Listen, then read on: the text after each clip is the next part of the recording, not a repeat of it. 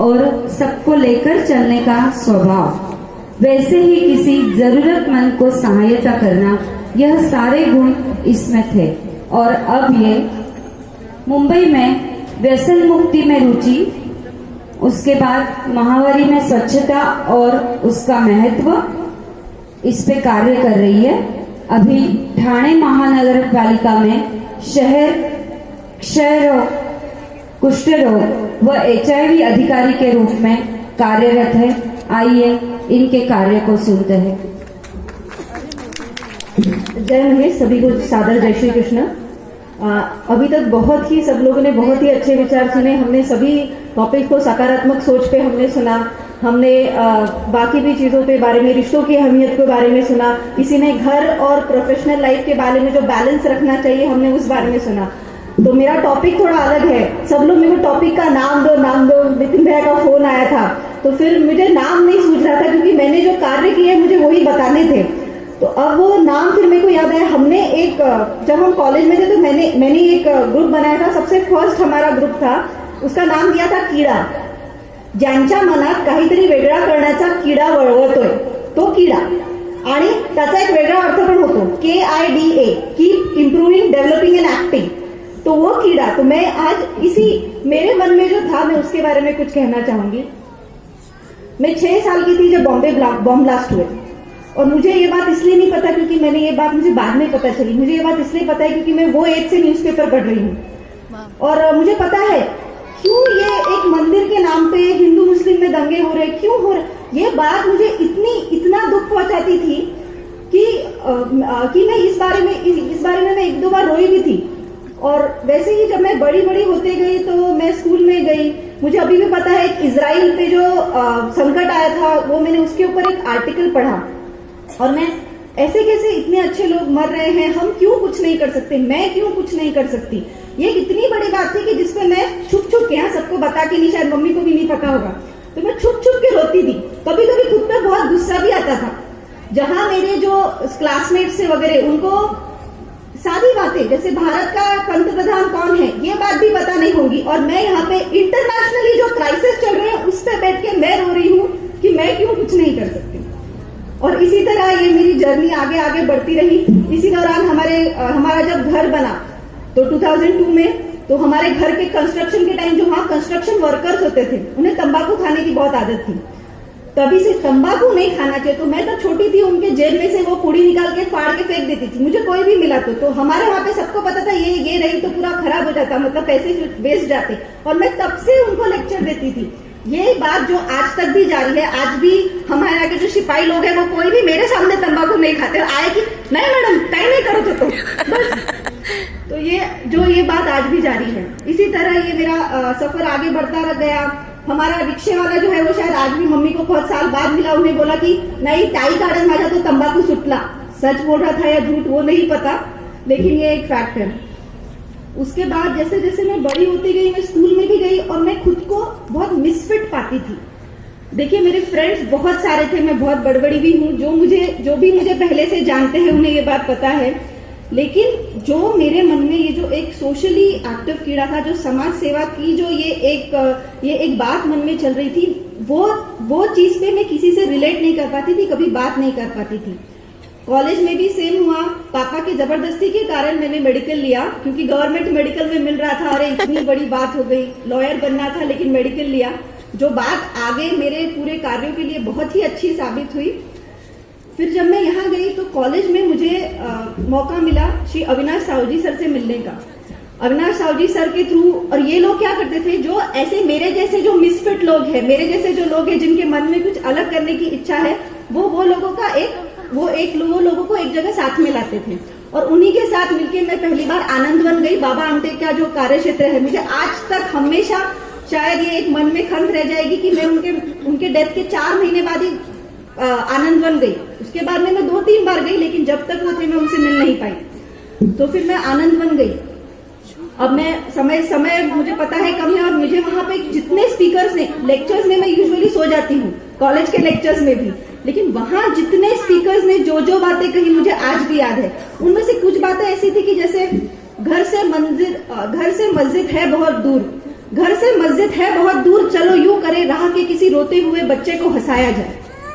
या फिर एक अभय बंग सर ने एक बात कही थी, असे खूप प्रश्न असतात, उन्होंने भी अपने लाईफचा एक किस्सा बताया था की असे खूप प्रश्न असतात जिथे आपल्याला वाटतं की आपण काही करायला हवं, पण तुमचा तो एकच प्रश्न तुम्हाला धरावा लागेल, तुमचा तो एक प्रश्न तुमची वाट बघते, जा आणि त्याचे पाय धरा। और उस दिन से मैं फिर अपना जो मेरे लाइफ के लिए जो वो क्वेश्चन रहेगा कि जिसके ऊपर मुझे काम करना है, मैंने उस दिन से उस क्वेश्चन की खोज शुरू की और वहीं से फिर मैं आगे आगे बढ़ती गई। और वो जो प्रश्न है वो मुझे मिला जब मैं अपने MBBS फाइनल ईयर के दौरान जब मैं पूना गई। पूना में फ्रेंड्स के साथ हम लोग थोड़ा छुट्टियां के बहाने एग्जाम जब खत्म हुए थे और एक फ्रेंड का कुछ था, इसी के लिए हम गए, सब फ्रेंड से मिली और शाम को वो मुझे एक लॉन्च लेके गए। मेरे को तब लॉन्च का मतलब भी नहीं पता था।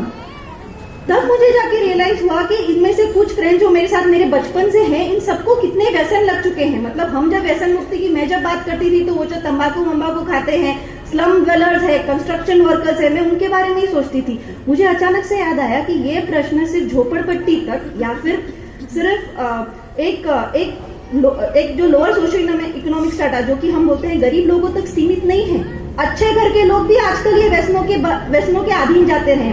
उस दिन मैंने डिसाइड किया कि नहीं, अब ये प्रश्न है जिसे मैं अपने लाइफ का ध्येय बनाऊंगी। और उस दिन के बाद से फिर मैंने प्रेजेंटेशंस देना शुरू किया। मेरे पास बहुत सारा हिंदी में, इंग्लिश में, मराठी में, हर जगह का मैंने मटेरियल इकट्ठा करना शुरू किया और मैं सब जगह जाती थी। म्युनिसिपैलिटी की स्कूल्स में जाती थी, गाँव में जाती थी, झोपड़पट्टियों में जाती थी। जहां मौका मिले मैं वहां जाके स्कूल से जाके टीचर से परमिशन लेती थी, अगर मुझे मौका मिले। यहाँ मुझे मेरे डॉक्टरी पेशे का बहुत फायदा हुआ। अगर मैं बोलती थी कि मैं डॉक्टर हूँ और मैं यहाँ कुछ बोलना चाहती हूँ तो मुझे थोड़ा ज्यादा लोग ध्यान देते थे मेरे पर। तो इस तरीके से ये डी एडिक्शन की जर्नी शुरू हुई। इसी दौरान आनंद वन में जब मेरा एक और मैं सेशन के लिए गई थी, वहां अंशु गुप्ता नाम के एक व्यक्ति से मुलाकात हुई। उनका गूंज करके एक संगठन है, वो लोग कपड़े पे काम करते हैं। कपड़ा हमारे लिए कितनी छोटी चीज है। मतलब मैं तो मम्मी को बोलूंगी अभी हमारा घर अगर करेंगे ना, दो तीन गरीबों के घर का पूरा साल भर का कपड़ा हम प्रोवाइड कर सकते हैं। इतना एक्स्ट्रा कपड़ा सिर्फ हमारे घर में ही पड़ा है और मुझे विश्वास है कि ये आप सब लोगों के यहाँ ऐसी ही ये होंगी। हमें उस कपड़े का महत्व कभी पता नहीं चलता। अंशु गुप्ता ने 2-3 बातें कही थी, उसमें से आपको 2 बातें शेयर करना चाहूंगी। दिल्ली में एक आदमी लाश ढोने का काम करता है। वो जो लावारिस लाशें मिलती है, पुलिस उसको फोन करती। अगर समझ लीजिए लाश जहां डालनी है वो बंद हो गया तो वो आदमी वो लाश घर पे लेके आता। तो उसकी उनके यहाँ की जो नातिन थी उसका इंटरव्यू आया था। जब ठंड लगती है मैं लाश से चिपक कर सो जाती हूँ। लाश धक्का नहीं देती, लाश चादर नहीं खींचती और लाश करवट नहीं बदलती।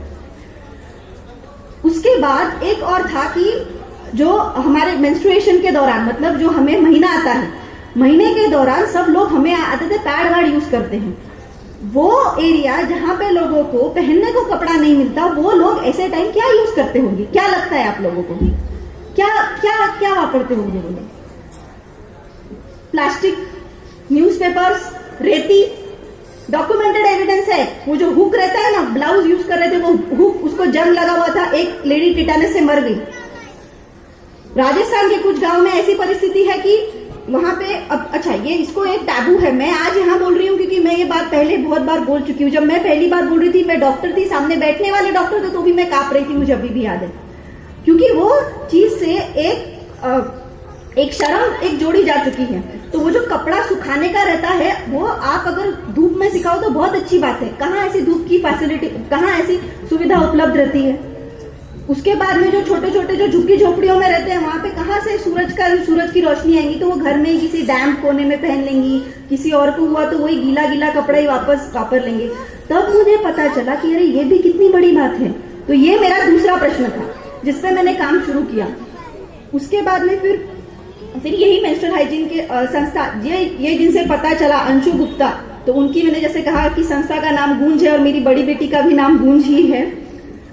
उसके बाद फिर मैं बहुत जगह गई हूँ। मैंने प्रकाश आमटे सर से मिली हूँ, मैं अभय बंग सर के साथ रही हूँ। प्रकाश आमटे सर की अभी जो पिक्चर आई थी, शायद आप सब लोगों ने देखी होगी। तो वो जो मूवी थी, मैं बहुत लकी थी, मैं उनके साथ, मैं अकेली गई थी।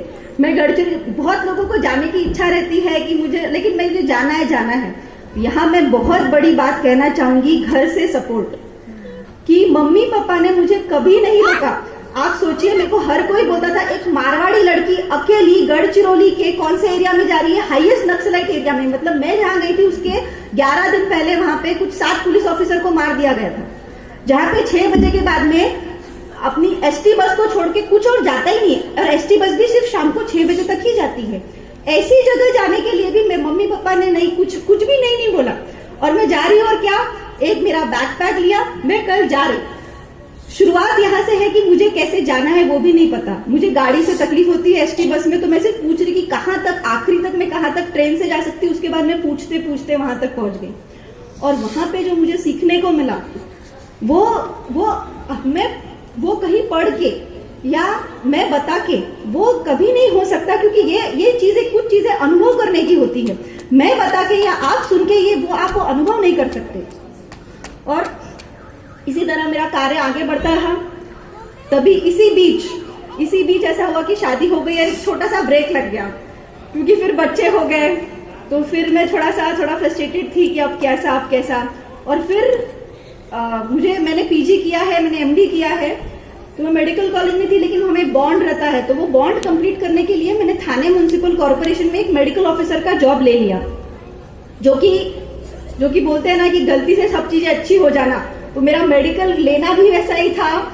मैंने जिस तरीके से मैंने वो बॉन्ड लिया, ऐसे मेडिकल ऑफिसरशिप मैंने ज्वाइन किया, और मेरे को पता चला रही है तो मुझे पसंद है।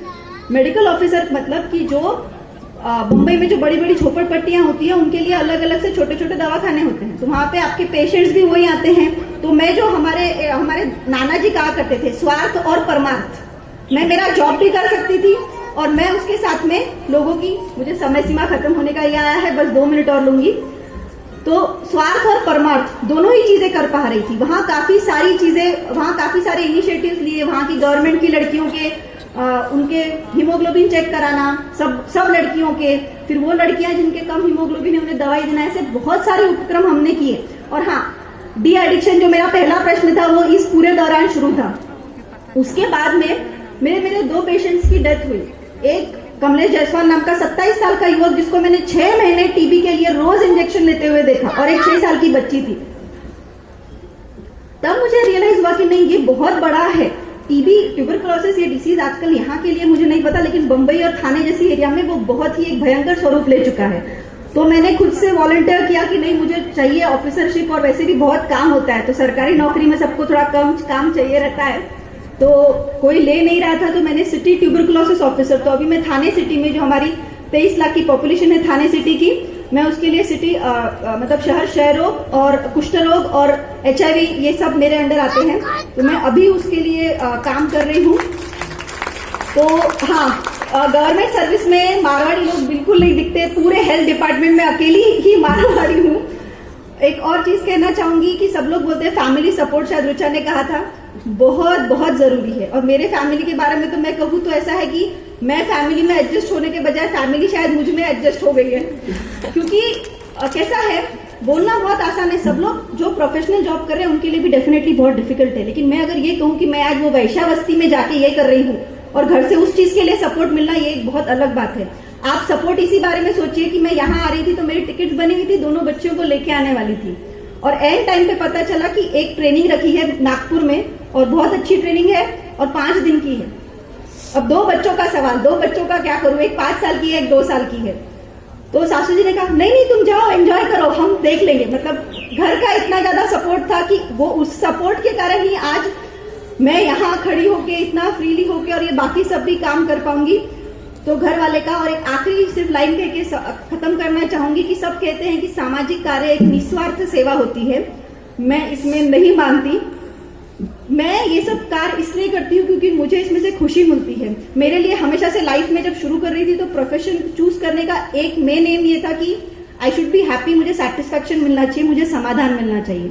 मुझे आज ये सब काम करके जब समाधान मिलता है, जब ये सब चीजें मेरी खुशी के लिए है, तो मैं किसी और की खुशी के लिए नहीं करती, इसमें सब मेरा ही स्वार्थ है। मुझे आज आप सब लोगों के सामने ये सब बताने को मिल रहा है, तो यही कितनी अच्छी बात है। तो इसलिए ये सामाजिक कार्य में खुद की खुशी के लिए करती हूँ, तो कोई निस्वार्थ सेवा वगैरह नहीं है। और इसी में मेरे फैमिली का और मेरे परिवार का और सभी का मुझे बहुत बहुत बहुत सपोर्ट मिला है। तो मुझे लगता है मैं समय सीमा को ऑलरेडी क्रॉस कर चुकी हूँ। और अगर आप लोगों को, मैंने प्रेजेंटेशन बनाया था लेकिन कुछ कारणवश यहाँ हो नहीं पाया है, तो कुछ फोटोग्राफ्स वहां लगाए हैं, अगर किसी को इंटरेस्ट हो तो वो देख सकते हैं। वहां पे कुछ कार्य की झलकियां हैं छोटे में, वो कॉर्नर पे। ठीक है, चलिए, जय महेश, धन्यवाद।